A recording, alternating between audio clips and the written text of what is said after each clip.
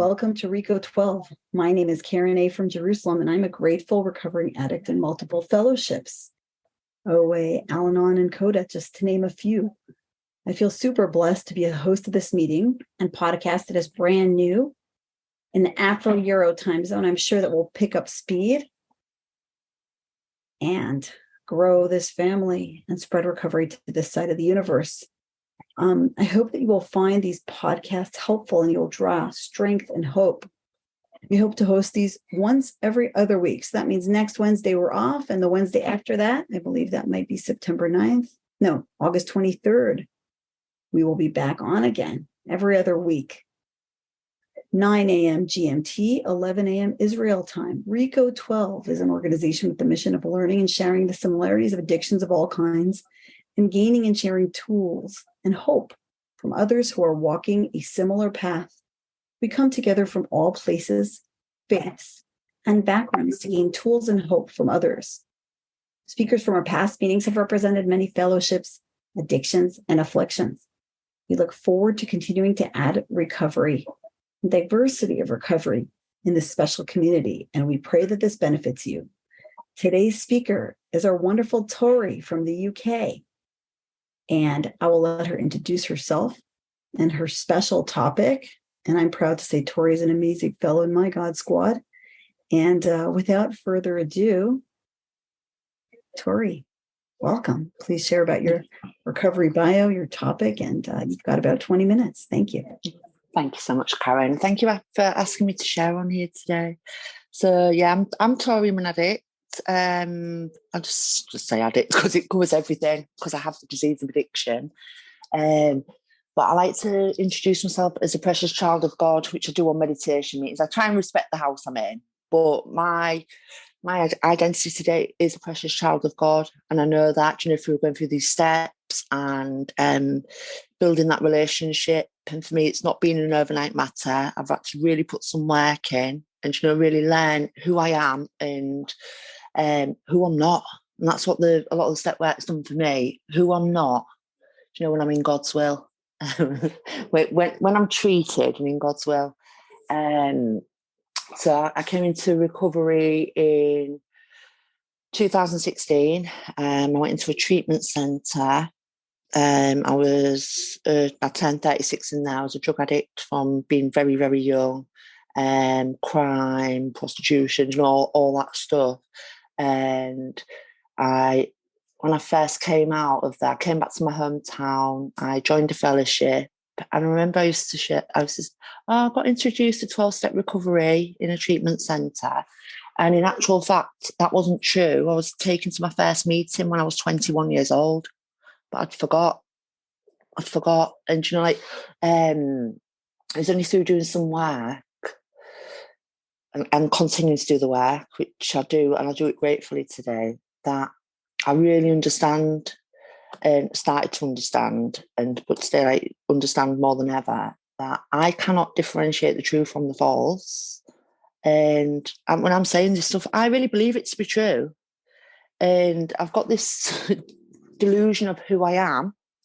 And what I don't know is I'm not that person. That's like a character that I've had for so many years. I believe I am that person. And I remember early on having a sponsor, and she'd say to me, Tori, the masks have to go. I think, what is this woman talking about? Because I really believed I was like this person.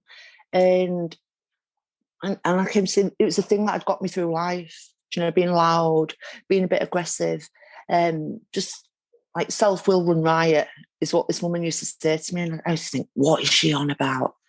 I'm not that person. And I'm going to talk about, my topic that I've chosen is trusting and relying on God. And so I've kind of covered, I was 7 years clean a couple of weeks ago. And for me, there is a difference between having abstinence and having recovery, because I have been clean and crazy. And when I came out of treatment, I was doing the very best I could, but I was absolutely crazy, really. And I laugh, and I've got compassion for that girl. I was 36, but I was a girl, and today I can say I'm a woman, I'm a precious child of God, but I am a woman and I know how to be a woman today. And I've done that. And I continue to learn, actually. I continue to learn how to do that through doing the work, putting myself around strong fellows. And it's not always been putting myself around people who I particularly like. I've had to put myself around people who can teach me how to live in this world.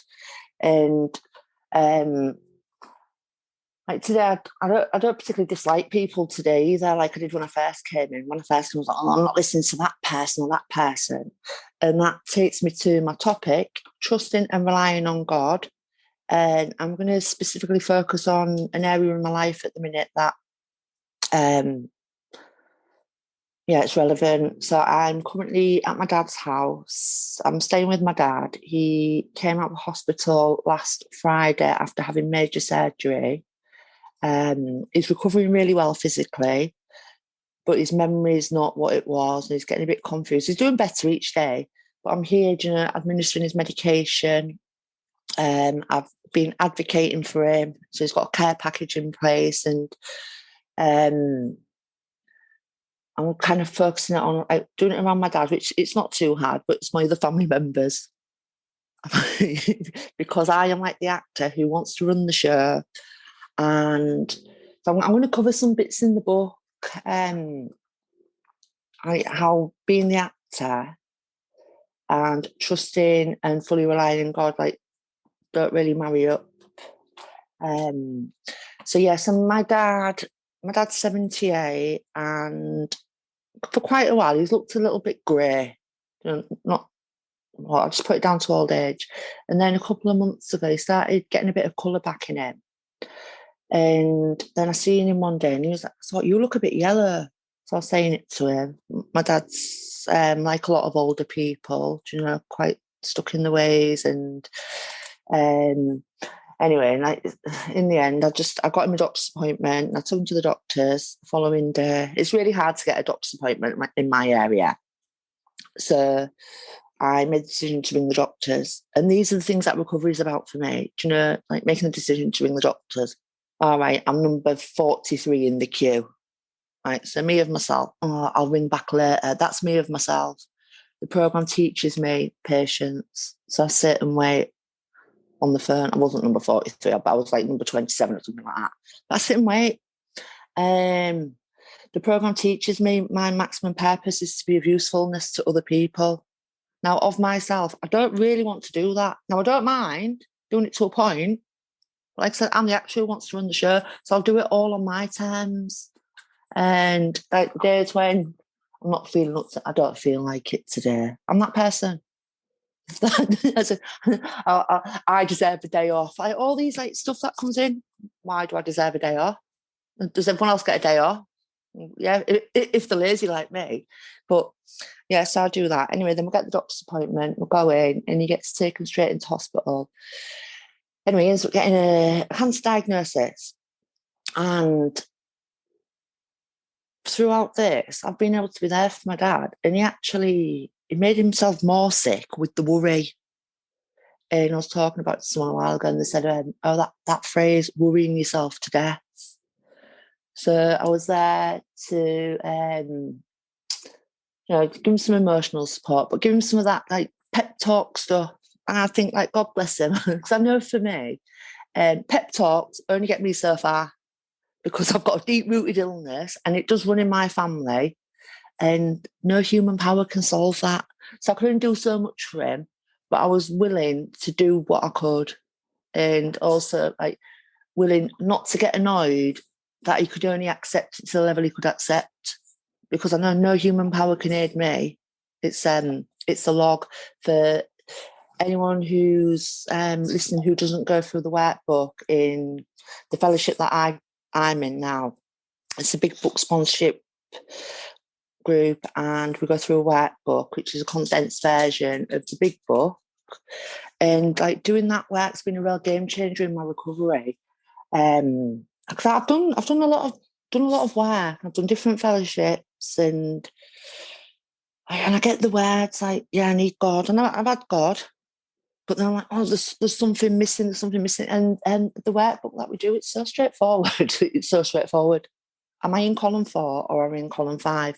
I'm in column 4, my will. No, I deserve a day off. I'll try again later. Do you know all that stuff? Or God's will. Right? I just do the action that's in front of me, the spiritual principles to strive for. And that's where I aim to be today. But I can only do it with God's power. Because like I said of myself, I'm lazy. But I'm just going to go to, on page 60, it talks about the actor. And I've got a few words underlined.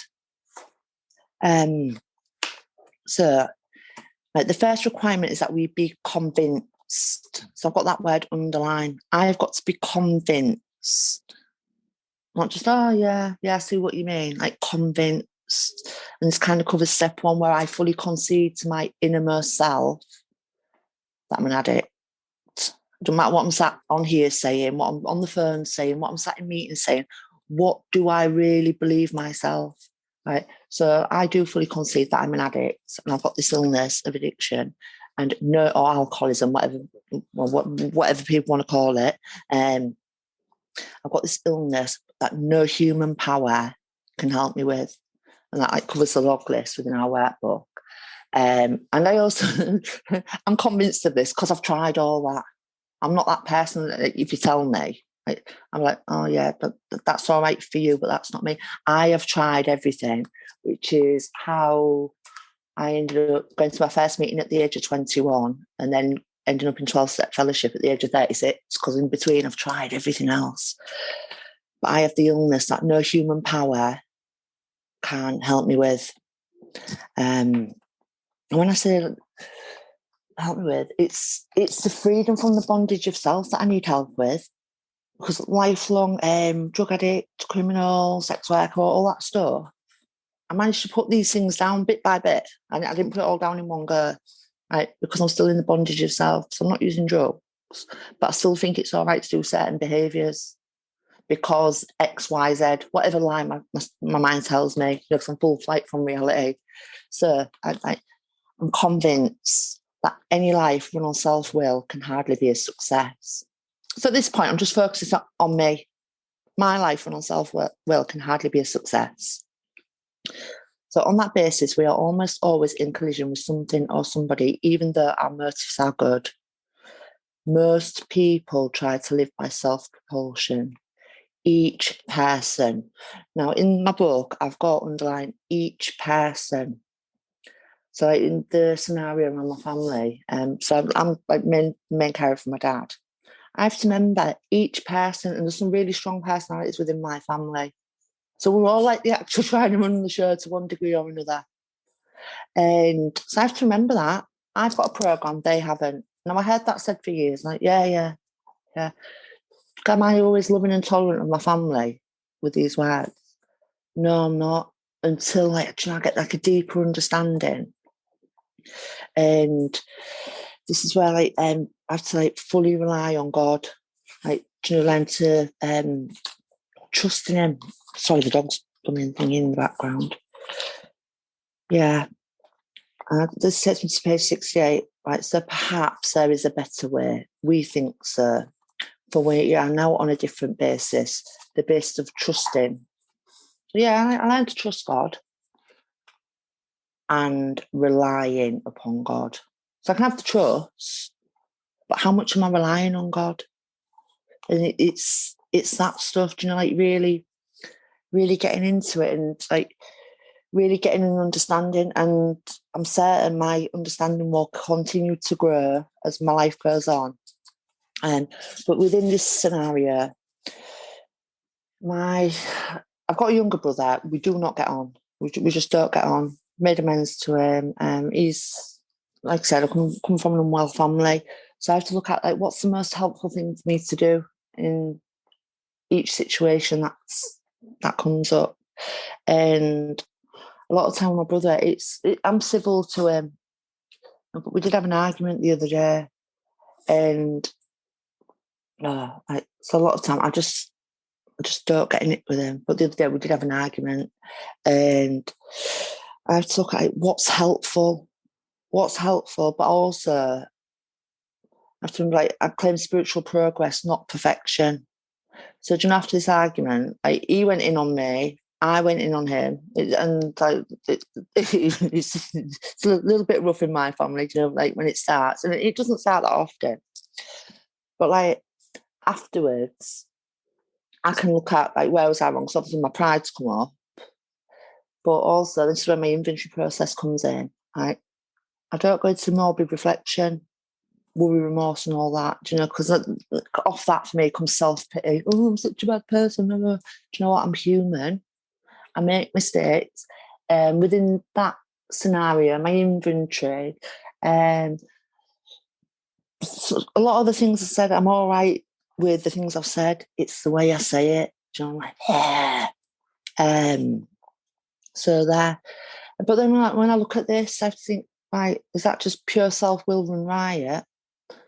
I don't believe it was. There was a lot of self-will in there.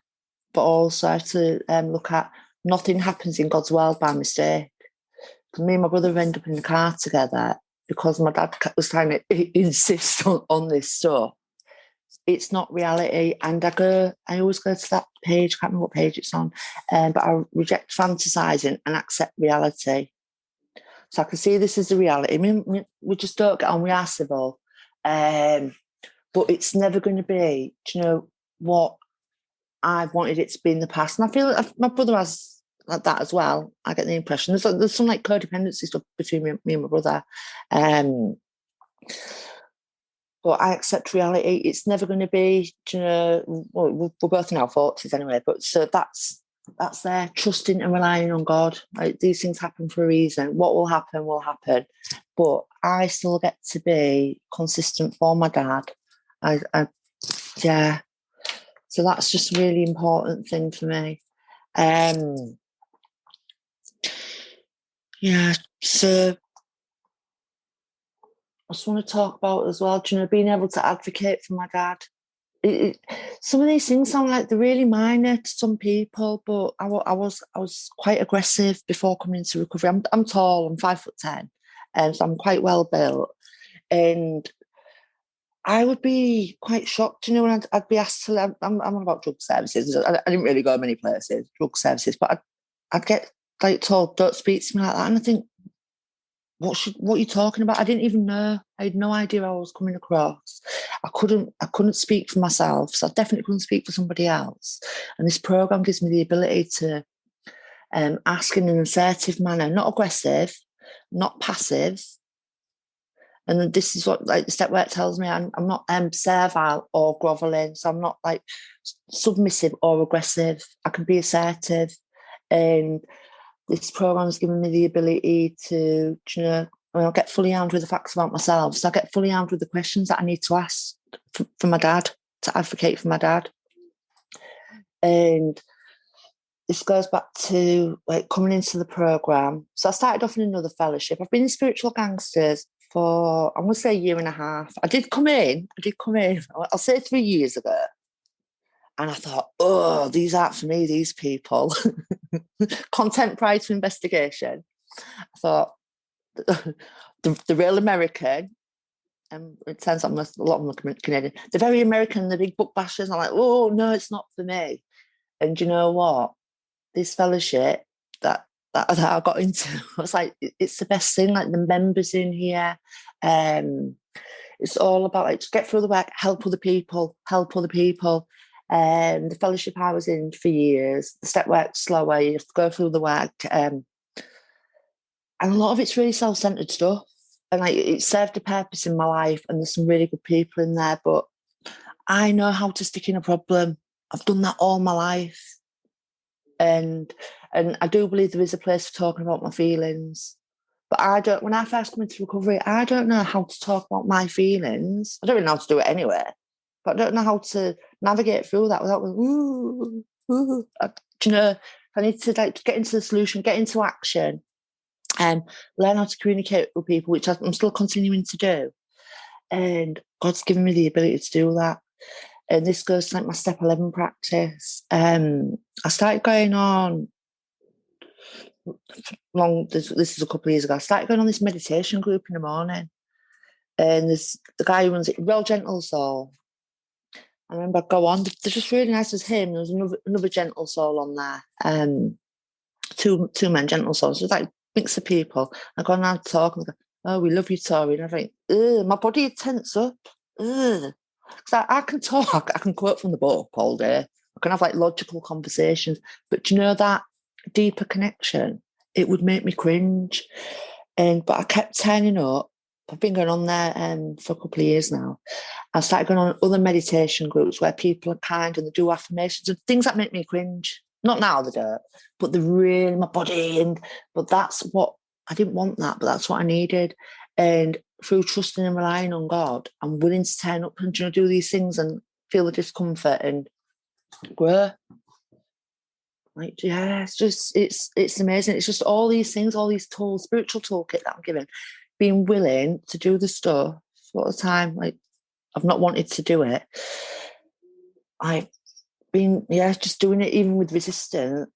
I have the ability to show up, do life, but I really have the ability to show up and be there for my dad and advocate for him and do it, a lot of it with ease. I do a lot of it with ease, and that's a miracle.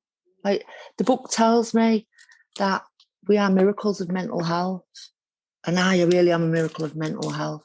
But the spiritual peace that I have a lot of the time, not always, but a lot of the time, it really does, it surpasses my understanding. I don't even try working it out, and I can't work it out because I suffer with a thinking illness.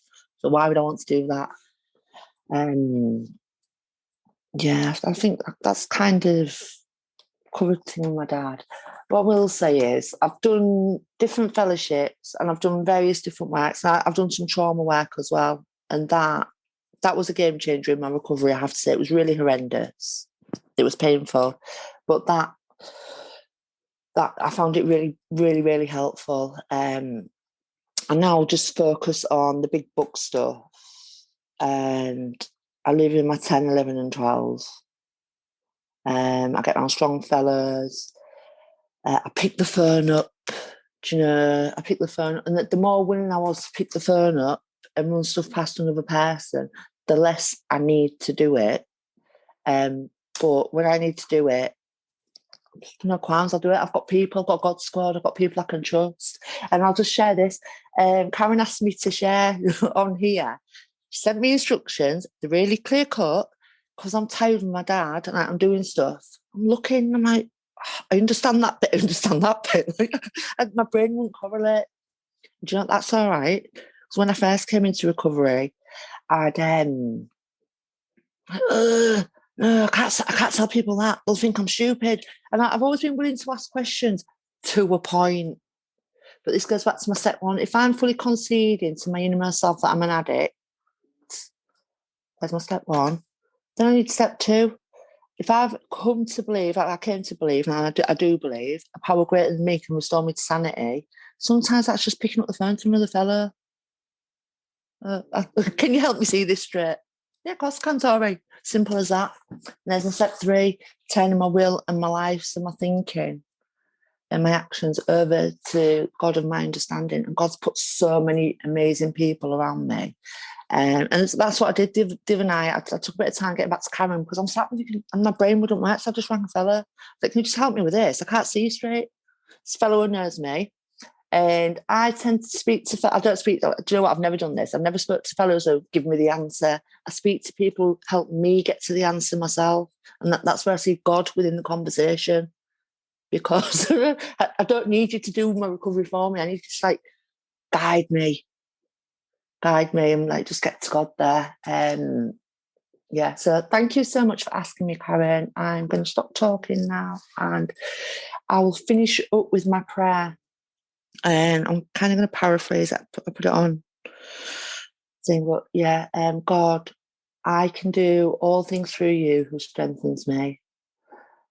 I turn my will and my life over to you.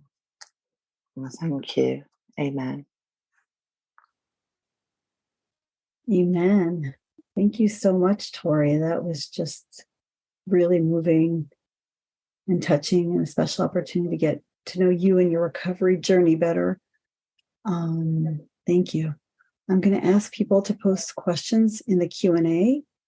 Only the hosts and panelists, that means me and Tori, see your questions. Not everyone else does, so they'll all ask them in your name anonymously. I've jotted down a few questions to kick us off, and maybe we'll start with those, but please write up your questions.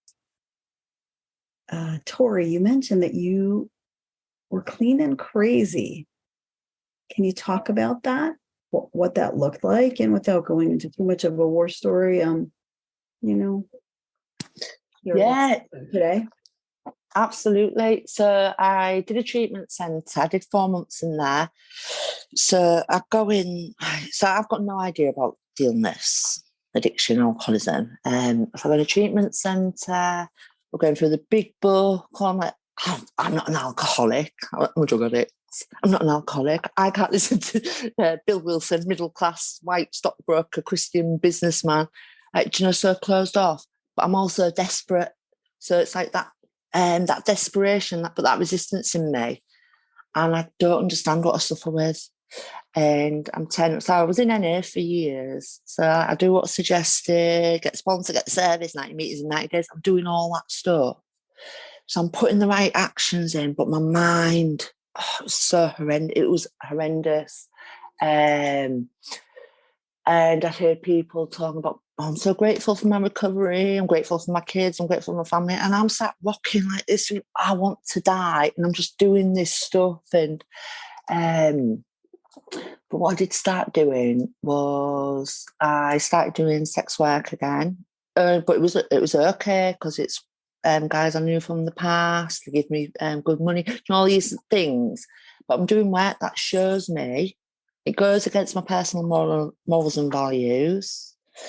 So it shows me the harm it does to me. Because at this point, I'm not interested in the harm I'm doing anyone else. I'm just about me and, like getting through this stuff.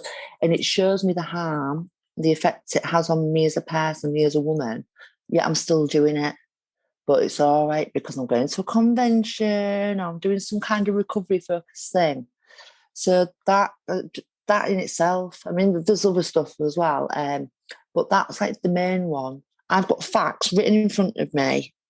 This is really harmful, yet I'm still doing it. With a story on the end of why I'm doing it. Yeah. And this is not an overnight matter, right? We kind of tackle our first addictions, our primary addictions, and then we realize our secondary addictions. I think you even mentioned that, the drugs and then the sex and then codependency. When did you know it was time? Because I know even the big book talks about, those guys drinking coffee and smoking cigarettes and all of that, when they're handling their alcoholism. And obviously we don't kind of bum rush, excuse my American phrase, bum rush all addictions at once. How did you know it was time to move into the next piece of recovery in your life? So what I did was that behaviour, and this is where sponsorship comes in massively for me. So one of a really big thing for me is being authentic. I'm not that person who sits there trying to sound good or anything. I like authentic people and I value authenticity. So I can't in good conscience sit down sponsoring other women, talking about a spiritual program, applying spiritual principles when I'm doing stuff like that myself. And that was really, that was a big thing in me stopping doing it. However, there was still a thought process of, well, if I wasn't sponsoring, if it wasn't for that, the integrity and possibly a bit of pride in there as well, I would still do it if need be, was my thought process. And I was about 3 years in. I remember being about 3 years in and then, oh, what am I doing here? But I this stuff, you can't leave the fellowship that saved your life. Stuff that I'd had. And I'd really judge myself on it. And in NA, this is my experience, there's a lot of people say one program, one solution. And when I kind of got over that, I just went elsewhere and started looking. I actually went to ACA next under the direction of my sponsor. And while I was there, she told me to go to a SLA meeting. And I was highly offended. At this point, I wasn't doing any of that stuff. But I also wasn't maintaining relationships. And I was off in fantasy a lot of the time. But just being in that fellowship and listening to some stuff, I was like, oh, right, yeah, I can relate to that, and I can relate to that. And yeah, my world opened up. And how did you find healing in that next fellowship when you got into SLA and all of that? How did you find healing there? Excuse my background noise. So what I would, right, do you know what? I remember my first meeting I went on, I knew I didn't have very good taste in men. I do like a guy who's just smart. Not now. I am recovered in this area, but for years, I'll just share this. My first meeting that I went to when I was 21 is I'd met this guy who'd come out of prison for murder. He was clean off crack, and he took me to. There's like this really big clue. I couldn't see it, so it's like it was very apparent. But I remember my first meeting. I just remember someone sharing about unhealthy friendships. And I thought it just landed with me because on the surface, my friendships seemed all right. They weren't talking about inappropriate things or anything, but there was a dynamic where I'm the rescuer and they'd come with the problems. Then I'd end up getting resentful, but I kept setting myself up and just hearing some different stuff. And I tell you what else as well. When I was in the meetings, I'd hear people say, I'm so-and-so, I'm this, and listing off loads of stuff. So I've only ever done NA or AA, where I hate alcoholic or addict. And I'm thinking, what's this about? So my mind just started opening up to, my world got a bit bigger. And also earlier on when I mentioned that meditation group, I started going on in the morning with the gentle souls and, we love you, Tori. That was massive healing for me. Do you know, like the gentleness? Because I didn't really know how to do it. So, yeah. I so relate to that, Tori, wanting the tough love sponsor and wanting the super coach. And it's like, I also came into spiritual gangsters through some very soft coded people who just heard me and validated me. And I got to the truth and the work myself without all that tough love or bossiness. It was just developing a relationship with God and the God peace within me. So thank you for that. Thank you for that. And maybe I'll ask a follow-up question to that, because I know I had my own journey with that.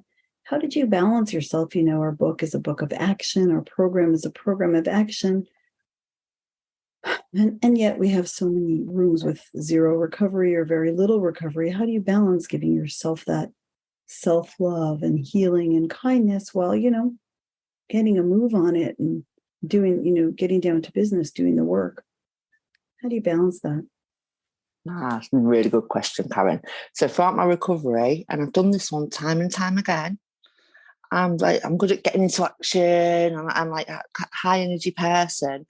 And I've actually got a best friend. She's 20 something years in recovery. So, and she's done and she's like a real gentle soul. And when I first met her, I remember seeing her in a meeting and she sat crying. And I looked at her like she was an enigma. Anyway, so we ended up getting a friendship, and she's really helpful. And with the patience with me, she said, Tori, I think you're going to burn yourself out. So I've currently got some balance, but my experience is I do the same thing over and over again. I start like, I'm high energy, so I'll help this person, I'll do this, I'll do that. And then I get a burnout. And so it's really pausing, being open to what people say. And also, so she's really important. I have a couple of other people, because I don't just rely on one person. That's not healthy either. My inventory. So inventory, but it is talking to another person. Sometimes I can't see, all right, I'm doing the same thing again. I'm just rushing around, being busy. And so pausing and having that quiet time and looking at my priorities as well. But in the Spiritual Gangsters workbook, I can't remember what step it is. I think it's somewhere towards the end of the book. There's a prioritizing something, 1, 2, 3. This is what I was told to handwrite, and this is what I get sponsees to handwrite. So 1, it's my family. 2, it's my job. 3, it's the newcomers.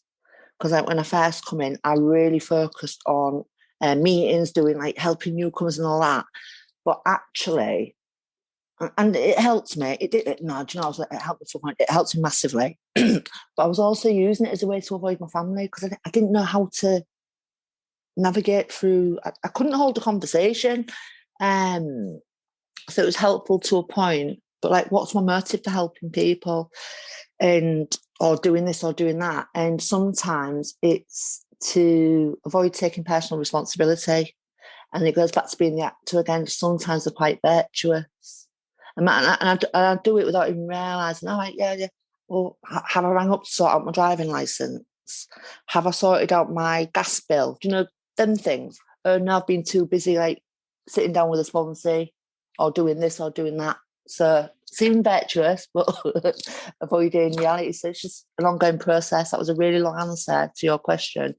Ongoing process and catching it. Amazing. Thank you. We have a question now from Zoe D. Can you explain more about step 10, i.e. how often and when it should be done? Do you have some insight on that, Tori? Yeah. So the fellowship I came from, step 10 was so like you do it on the night time. And then like I get into the big book and I've learned step 10, it's like catching myself, continuing throughout the day. Like even now I could, am I going to try and say something to sound good? I'm not really that person, but you know, that continuing like spot check inventory.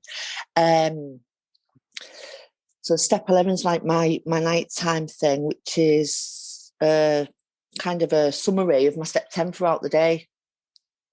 I find there's loads of tools. There's actually a rapid step 10 app, which I only came across recently. I think I've seen it shared loads of times. So I say came across, that's not the right words. I've seen it shared loads of times. I only investigated it because I didn't realise. I don't think I had content prior to investigation, but I wasn't paying attention. But that's been a really valuable tool, and I only use it here and there. But you know, like if I'm in a situation where I'm getting stressed, like I can be really controlling around time frames. And I missed a train a few months ago. I missed a train because the guy was taking ages on the ticket barrier. But I was fuming. You know, the anger that came up inside me. And that's all down to my control around time frames. Anyway, I went out the front and I did this rapid step 10. Really helpful. That was, it was about before 7:30 in the morning. Helpful. This tool, you can do it in under 3 minutes, but it just gave me that pause. It let me see where I was wrong. And it was as simple as I could have gone and stood on the platform earlier than I did. But in my mind, I'm fuming angry because he should have had his ticket reader ready. He should be more considerate people at this time of the day. They must be going to work. It must be important. And he. That's where my mind goes straight away. I like to blame people. I love to blame people, especially when I'm having a strong feeling. So, yeah, that app's really helpful.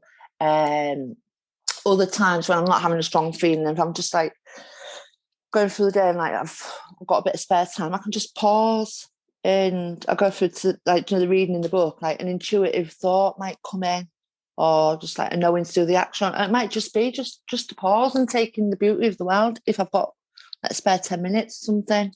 So it's just practice at any point. I love that. Definitely do a step 10 and definitely pausing when agitated. I relate to that it can help us chill when we're getting agitated, or when we need to put out of our minds the wrongs others have done us, whether it's the train or the kid or the relative or dad. And also as like a little bit of life insurance against the next resentment, you know, doing that, you know, that pausing, that morning meditation. I know that for me, even though I'm a religious woman and I do formal prayer daily, often twice, sometimes 3 times a day, that pausing and meditating is really taking out a bit of insurance. And I don't know, you probably relate to this, Tori. Lately, I've had a lot of people tell me how calm I am. And my nature is not a calm nature. I'm not naturally calm. I'm pretty hyper, you know, like you, like to get a lot of stuff done, a whippersnapper. And I view that as a result of pausing when agitated. Do you connect to that meditation just as a lifesaver for the next incident, and only after you kind of like look back and you're like, hey, just half a year ago, that I would have probably flipped out over that, or I would have gotten really angry, and I didn't. That's this program. Do you relate to that? Absolutely, Karen. So like when you were talking, it makes me thinking of putting on like spiritual armor. But I go back to, I had this sponsor. So it was my third sponsor. My first sponsor, she was intimidated by me. She told me later on. My second one is the one I was talking about. She said, self-will and riot. And I dropped the mask. I think, what's this woman talking about? And my third sponsor, I was with her for 4.5 years. And I remember she just said, what do you need from me, Tori? I said, I just need things saying really simply. If you just say it simple, where I've got no room to like, oh, does she mean this? Does she mean that? Think. And she said to me, she'd say it over and over again. She said, doing your meditation is like brushing your teeth, but for your brain. And I'm like, all right, okay. She didn't have to talk to me quite like that, like childlike. But she'd say it over and over again. Said, do you know when you brush your teeth in the morning, Tori? That's what meditating is. And like you've just said there, Karen, if I'm keeping my brain cleared out, then there's space for the good stuff. And it's not all like stacking up. And yes, I totally relate to that. Yeah, amazing. And it just helps us with our 10, 11, and 12. We stop, we meditate. I stop and pray. I was just in the U.S. consulate here in Jerusalem this morning, and it's like my son is going on to a higher education institution. All of a sudden I was like, wow, God, please take care of him. Wish him, we stop, we can pray for what we need, and we can also count our blessings and obsess about gratitude. But if our motor is always running, we can't do that.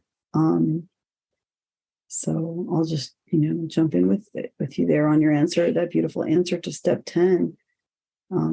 It's just like brushing your teeth, but the benefits far outweigh having, no plaque and healthy gums, right? It's like we can connect to gratitude and pray for what we need and what we want. Thank you. Okay, Emma M loves you so much. You have been a guiding light in my recovery journey. I knew I liked you the minute I saw you online when I was new to SG. Sounds like love at first sight. I get that. I also loved Tori when I saw her. Despite being from wildly different backgrounds, we have formed a friendship, and I'm truly grateful and appreciate every day. Emma, oh, sorry, maybe that's supposed to be anonymous. Our question is, what would you say to someone who struggles with their family dynamic in order to stay in the solution? I bet a lot of people relate to that, a lot of dysfunctional family backgrounds. So firstly, I would just say thank you for your friendship, Emma. So, Emma's one of the gifts of spiritual gangsters for me, and big part of my God squad. So for me, the stuff around my family in the beginning, there was a lot of I should this and I should that. I need to make up for this. I need to make up for that. And that's not a pure motive for being around them. I had to make sure I'm spiritually fit. And I'm spiritually fit by doing this stuff and simple things, eating well, getting enough sleep, knowing it's all right to cancel if need be, unless it's like a really important thing. Obviously, at the minute, I wouldn't cancel on my dad. But, like not being driven by guilt and shoulds, and looking at what's helpful. And also as well, and when I've been around my family, sometimes I've just had to go take 10 minutes time out or even half an hour, come back refreshed. There's been times where I've made a call, my mum. But then when I look back on my inventory, I've gone to my mum's house when I've not been spiritually fit because I feel like I should. So, yeah. That's fantastic. That's fantastic. Because the way you spoke about your dad, it seems like it's such a beautiful relationship. And yet as an addict, it could come such a fine line between being of service and codependency, right? And I love that that we're constantly asking ourselves, and this is a big part of my program, is it helpful? Is it helpful to go to my mother's house? I'm speaking about me, not about Tori now. Is it helpful to go to my mother's house when she's in a mood that she's chewing me out or putting me down? Probably not. Those are some tough decisions to make. But today, as recovered addicts, we have more backbone to do that because we know it won't serve God. We're not just, like Tori said, running out of guilt and obligation, etc. And I think that's another great tip is like, even if you did make the mistake or you did force yourself, it's still not too late. You could pause when there. You could WhatsApp your fellowship. You could WhatsApp your sponsor.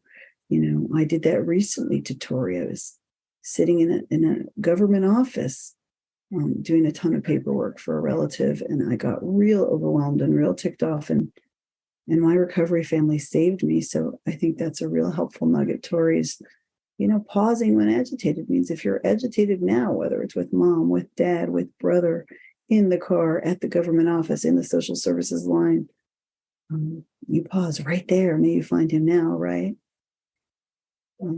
Yeah. Anything else you want to add on that? If not, we'll take our next question. No, just absolutely what you've just said. Pause. May you find him now. Yeah. May you find him now. Yeah. And actually, I will add this. So my mum, spiritually sick woman, like God bless her. She's also hilariously funny. Like myself, she's got a good side and a bad side. But I do see, like me being in recovery, me saying no, because it's all right to say no. When my mum, like, so obviously I'm a few years in now, but I'd say it in a non-shaming way because I'm not there to shame my mother. When she started like talking about, oh, so, I'm like, oh, do you know what? I don't really want to have this conversation, Mum. Or do you know, I don't think you're talking to the right person about this. And I don't say it with any attitude, but it's all right to say that in a non-shaming way. And like now, my mum doesn't bring certain conversations to me. And my belief is she doesn't have them conversations so much as she did. Like her world, it's broadened as well. So, do you know, like family illness and recovery can have a knock-on effect. And also my eldest daughter, I can see how me being assertive, she's really successful. She's just got a really good new job. She told me something yesterday and I felt really proud of her. So her grandmother's died in a different part of England. She's just started this job. So she wanted to find out about time off. So she got armed with the facts that she needed before asking about the time off. So she'd like be armed with what she needs to be armed with, whatever comeback came. And like so, the comeback came. Obviously, my daughter doesn't say anything, but she's got the facts there, and that's a knock-on effect of me being in recovery because none of my family get armed with the facts. We just like turn up late to stuff. So it's just a really, really beautiful thing. So yeah. Yeah, this is a family illness, and I once heard Harlem Z of OA say, what is the best thing you could do for the addicts in your life? What is the best thing you could do for your family? 3 things: recover, recover, recover. And we see a ripple effect. You spoke about a daughter, you spoke about a mother. When we say no and we're connected, different people change in our lives. I definitely relate to that and definitely see how my shift, or even when I say no and I don't do something, they figure out a different way. I don't have to play God anymore. I don't have to run the show. I love Zoe D's question. I think we're going to take it and then we'll wrap up because it's a great question. She's asking, is there a set number of sponsees you work with at any one time? Is there such a thing as too many sponsees? I like that question. Zoe, thanks for your question. So, like I said, I've been in different fellowships. My experience of the Spiritual Gangsters workbook, it's really, obviously I know you do that, Zoe. It's straightforward. It's solution for, I find that quite a straightforward way of taking people through the steps. So when doing that, I've actually had more sponsors than I've had in different fellowships. So in the past, I wouldn't have more than 3. But like now do you know what? I couldn't really tell you how many I say sponsees like that. I'm taking a couple of people through the workbook, but then I've got people I've took through the work who I still connect with. I just look at, it depends on where I've been at. So when I've been working, I'm not working at the minute, so I do have more time. But like, because I'm looking after my dad, I've got a little less time. So I just had to look at what time have I got to give and what's my motives for taking on so many sponsees. Because at one time I had 6 people in the workbook, and it's great to be helpful, but I was doing that as a way of avoiding myself and avoiding sorting out my kitchen, getting a kitchen fitted. I was doing it as a way of avoiding myself. So like, I have to ask myself, what's my motives? Am I spiritually fit for this? And I get spiritually fit through helping people. But if I'm giving more than I've got to give, what's helpful about that? I'm just giving a little bit here and a little bit there rather than being of like maximum service to someone. So my answer would be, I think it's down to an individual based on personal circumstances. And I will say this, I've always had a bit of a thing like, I've got 22 sponsees in different fellowships. And I just think, what is that about? Because I've not got the energy for 22 sponsees all the time. So what am I actually giving this person? But each to their own. So I hope that was helpful, Zoe. Yeah, I also find 2 to 3 people is about right. Not that Tori or I have the monopoly on this answer, and it depends. I have children at home. I work a full-time job. Some people are full-time in recovery, but giving a few people your attention and getting them through. Oh, I wrote down a question. We got to bring this into here because you said something great here. I personally like working with a few people because I like getting them through swiftly. Our founding fathers in the big book took people through in a few hours. And one thing about the fellowship that Tori and I are both in is we don't drag this out. It's not a step 4 as a whole drawn out ordeal like it is in many fellowships. Can you talk about how you work with other people and get them through the steps? I'm making an assumption that you get them through relatively quickly. How long do you take? With each of your 2 to 3 sponsees, how long do you take to get them through and up and sponsoring other people? And we'll close out with that. Yeah, so it depends on who I'm working with. So if it's someone who's like not got kids, not got a job, then I just make myself available, and I just point out like willingness. And I've currently got someone on a step 4 at the minute, and I'll just share about this guy. I really like him. He's in my home group, my face-to-face Sunday night home group. He's 3 years sober, suicidal. But he's been in the rooms for over 20 years, had a year. I think this is the longest he's had. And he's on a step 4, and God bless him. He comes with the words, the big book quotes and stuff like that. And so I pointed out to him the other day, struggling with step 4, you pick the phone up, there's your step 2. And he's not picked the phone up, so I just sent him a message because it's not on me to do his recovery. But all I do, I'm just a vessel.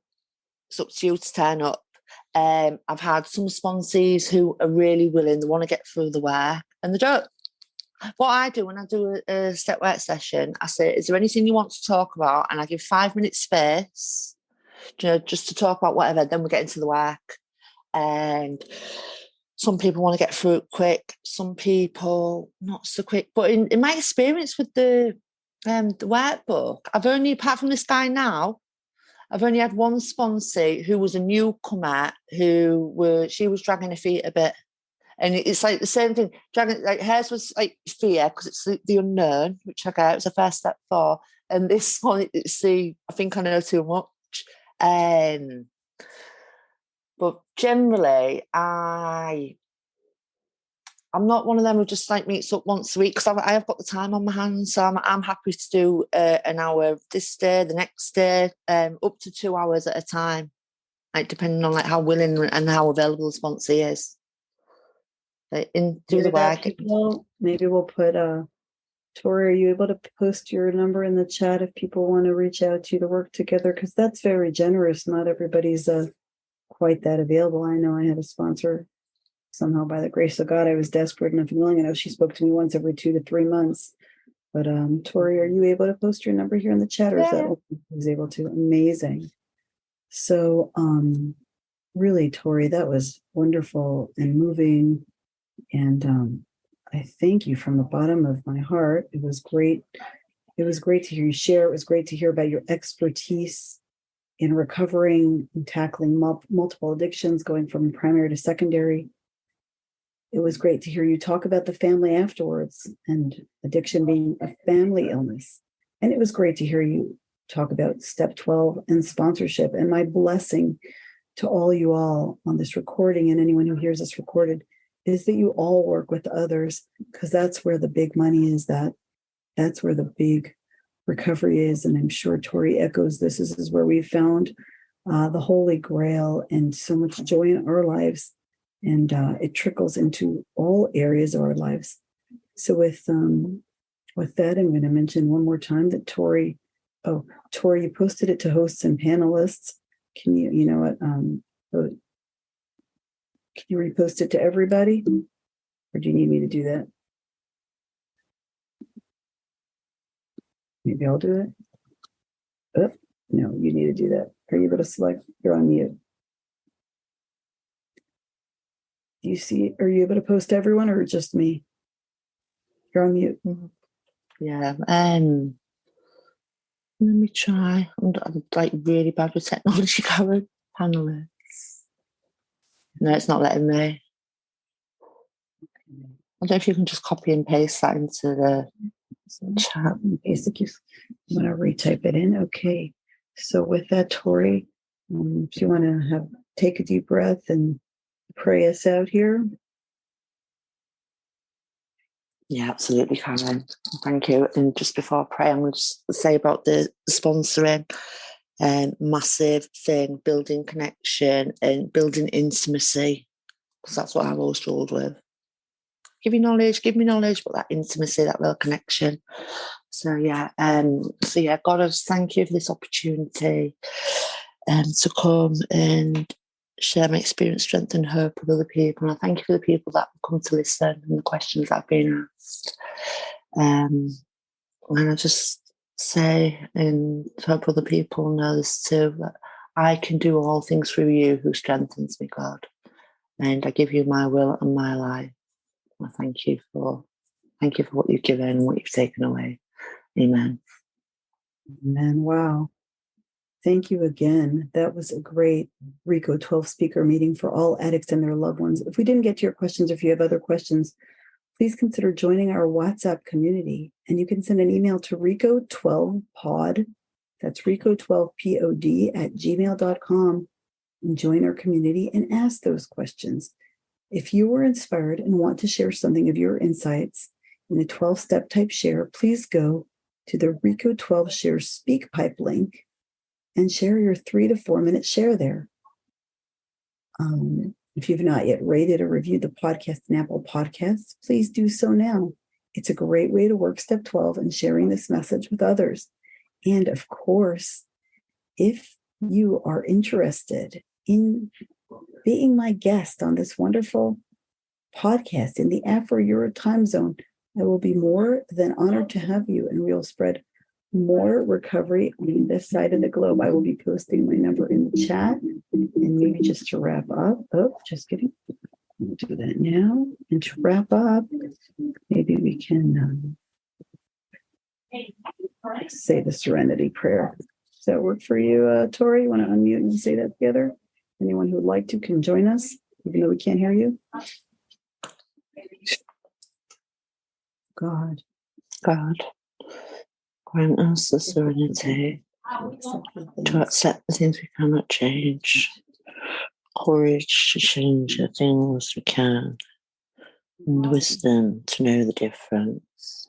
Thank you, everybody. Beautiful and blessed day.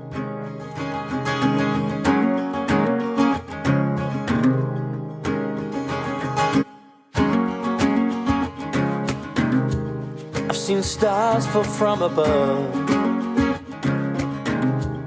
I've fallen in and out of love. I've been high and I've been low. Now I know I just can't do this on my own. I've seen a boy become a man. He got lost without a plan. He's so far away from home. Now I know that I just can't do this on my own. Your arms surrounding me, your touch is grounding me. No longer searching for purpose all alone, 'cause now I know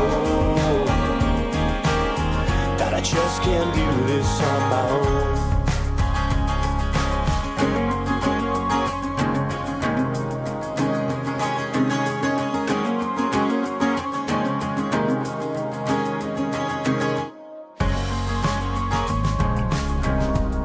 I'm looking for the words to say. You make the world a better place, and I can call that place my home. 'Cause now I know that I just can't do this on my own. Your arms surrounding me, your touch is grounding me. No longer searching for purpose all alone, 'cause now I know that I just can't do this on my own. So let me see just what you need to set you free, so we can be.